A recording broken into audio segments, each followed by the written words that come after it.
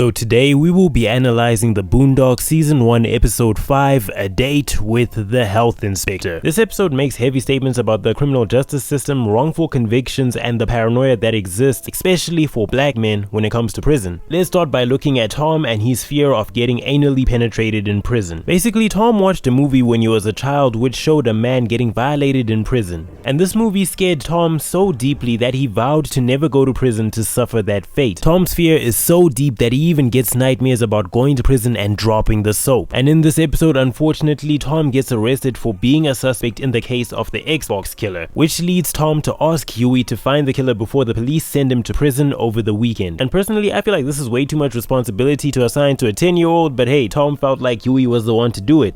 Now, as the viewer, you may be wondering, how can such a law-abiding person such as Tom get arrested for a crime he obviously didn't commit? And the Boondocks reveals this through his interrogation. But before we talk about his interrogation, I gotta interrogate y'all. Why haven't you left a like on this video? Don't you know that leaving a like helps me out in the algorithm? But for real guys, please leave a like, subscribe to the channel. I'll be making more videos about the Boondocks. And real quick, I gotta give a thank you to our members Black Nietzsche and the Homie. If you want to become a member of this channel, you can join for as little as $1 per month. And if you become a Truth Seeker member for $5 per month, you can get a shout out in the video as well as exclusive videos about the Boondocks. I'm still working on the Discord though. But with that being said, with that shameless plug, let us now look at Tom's interrogation. Sorry about that, the hoes hitting me up.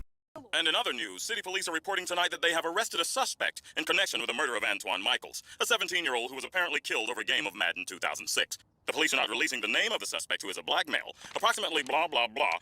Guys, there's gotta be some kind of mistake. I didn't do anything. Oh, we know what you did. You guys were playing your little game, and your friend was serving up some piping hot ass whoopings, wasn't he? You liar! You killed him, didn't you, you sick bastard? Hey, that's enough. Don't cool off. All right. Now. You punk! Your ass out. Move. Why are you doing this to me? You know what this is, man? It's fucking racism, man. You at the wrong place at the wrong time, and you just happen to fit the description. Now, if you admit you killed him... I didn't kill anyone! Look, even if you didn't kill him, just admit that you killed him. I promise you won't go to jail. Smack on the wrist. I promise you. Wait, stop. You can't be serious. I'm a prosecutor. I'm never gonna fall for this. So you say that if I confess, I won't go to jail? I give you my word. No anal rape? No anal rape.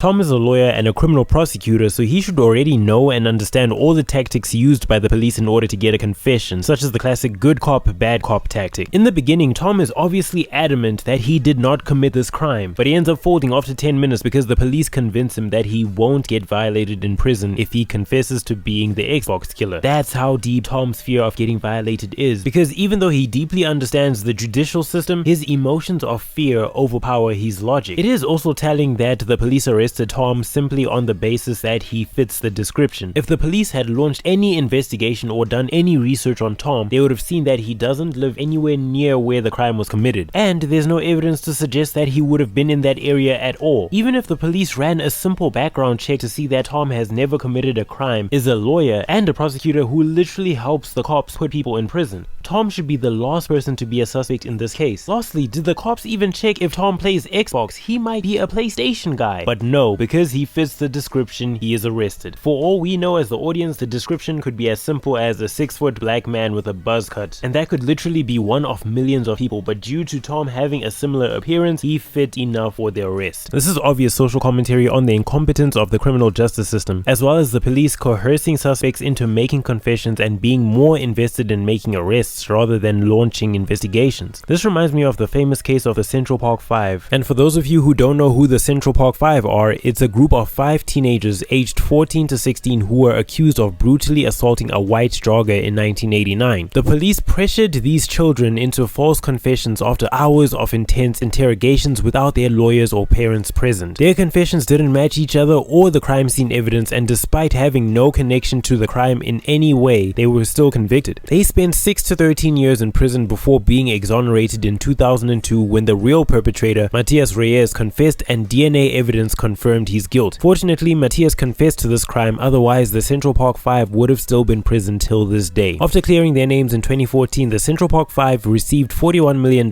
as a settlement against the city of New York, and their story was shared in the Netflix series When They See Us. In more recent times, I've seen the police pressure a man into confessing to killing his dad after 36 hours of interrogation while the suspect's father was still alive and well. The city of Fontana has agreed to a $900,000 settlement with a man they detained for a murder that never happened. He'd actually called them for help, and then they pressured him to confess to killing his father, but his father wasn't dead. It was a call to police for help. Tom Perez's dad was missing. 36 hours later, Perez found himself in custody. Police had gotten him to admit to murdering his father. They even brought in Perez's best friend to try and get a confession. Dude, they got you a murder, Dad. They got you a murder. Impossible. When that didn't work, detectives brought in Perez's dog. You killed him, and he's dead. Detectives even suggested the dog may have to be put down after witnessing such a traumatic event. After 17 hours, police finally got him to confess to the murder. Did you stab him? I didn't think that I did. But if you did, where would you have stabbed him? It might have been the belly. Detectives had their suspect, and they had their confession, but what they didn't have was a body. And that's because Perez's father wasn't dead. They learned that Tom's father was alive and well and was at LAX airport ready to take a flight to go visit his sister. They didn't have the nerve to look him in the face. They didn't have the nerve to tell him his dad's okay. Perez filed a federal lawsuit against the Fontana Police Department and was awarded $900,000, but the city added the settlement included no finding of wrongdoing.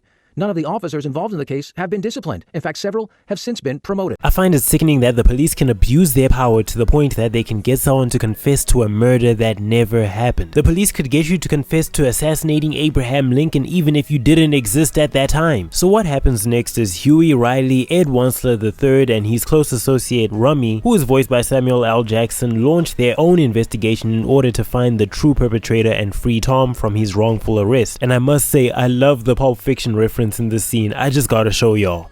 Well, no, we ain't fine. But I always say the absence of evidence is not the evidence of absence. What? Simply because you don't have evidence that something does exist does not mean that you have evidence that something doesn't exist. What? What country you from? What? What ain't no country I ever heard of? They speak English in what? What? English, motherfucker. Do you speak it? Yeah. So you understand the words I'm saying to you? Yeah. What does Marcellus Wallace look like? What? What country you from? What ain't no country I ever heard of? They speak English in what? What? English, motherfucker. Do you speak it? Yes. Then you know what I'm saying. Yes. Huey and Riley find all the evidence by talking to people in the area and find out who the Xbox killer is, which is a dramatic depiction of how a literal 10 and 8-year-old are able to do better police work than the actual police. What happens next is Ed and Rummy decide to take a detour to a local mini-mart where they racially profile the owners while they attempt to rob the store. Ain't nobody seen nothing. I know who did the killing. I've known for 20 minutes. Guy's name is Terrell Jackson. He's been bragging about it all day. Everybody knows. He lives 5 minutes away. I've got MapQuest directions right here. How'd you find all this out? We talk to people. I got a picture. I'm thirsty. You thirsty? I could use a tasty beverage. There's a mini-mart at the gas station right up the street. We're down the street from the killer, and you want to stop and go get snacks? Relax. We stop, get this drink, then go get the killer. Simple. Go put that in the truck. Hey, slow your roll, Chief. You guys have to pay first. Damn, chill out, Aladdin Hussein. You know I'm good for it. Hey, guys, you know the rules. No exceptions, cash only. Look, he got a weapon. Whoa, wait a minute now. Put the gun down. Gun? What gun? I'm not holding gun. Down. Put down the weapon. Put it down. There is no weapon. Look. Drop the weapon. I don't see a weapon. There is no weapon. They're robbing the store. I am not holding a weapon. I am not holding a weapon. He does not have a gun. He does have a gun, officer. Trust me. The absence of evidence is not the evidence of absence. I don't see a gun. Wait, I think I can see the gun now. Good. Now we all see the weapon. Now you hand over that weapon on the count of 3, or I swear to almighty God, I'll blow your fucking head off. 1. I can't give you a weapon I'm not holding. You're thinking of the Korean shop, not of here. 2. Is he still holding it? He is not holding a weapon. Hands up. No. Okay, so I must admit I don't understand the social commentary of that scene and why Ed and Rummy's prejudicial assumption was correct. This is the second time which Huey has been wrong in the series. The first time he was wrong was covered in the previous episode and in my video where he made Robert overthink for his fight against Stinkmeaner because he believed that Stinkmeaner was a Zatoichi. Perhaps this is the writers trying to spice up the episode by adding a little bit of action, but honestly I don't know why Ed and Rummy's racial profiling of the owner was correct, whereas me as a a viewer, and Huey's observations of the owners clearly not having a gun was incorrect. But hey, please let me know your analysis of this scene within the comments, because I genuinely don't have any idea what this is trying to talk about. The episode concludes with Tom being released from prison and explaining how this came to happen. Today, we all came face to face with our worst fears. And sometimes, there's no such thing as a happy ending. Thomas Dubois, it's time. Is that the bus that's gonna take me to real butt-pounding jail? No bus. You're free to go. The Xbox killer struck again, less than an hour after we got to the mini-mart. If we had gone straight to his house, we could have prevented it. But at least Tom seemed to have dodged a bullet.